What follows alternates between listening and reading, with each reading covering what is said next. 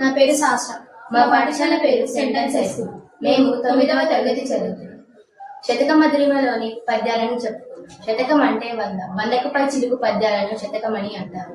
మధురిమ అంటే తీయనైనది. ఈ పాఠాన్ని రచించినటువంటి కవులు శతక కవులు. ఇప్పుడు పాఠంలోని ఒక పద్యాన్ని పాడుకున్నాం.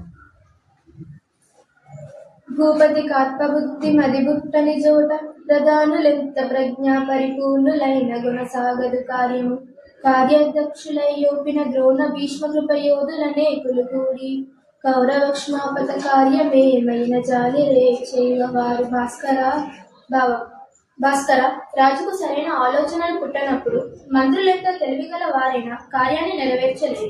కార్యాలోచన లేని ద్రోణుని పనులకు కార్యాధ్యక్షులైన ద్రోణ భీష్మ కృపాచార్యాది మహావీరులే నెరవేర్చలేకపోయారు కదా.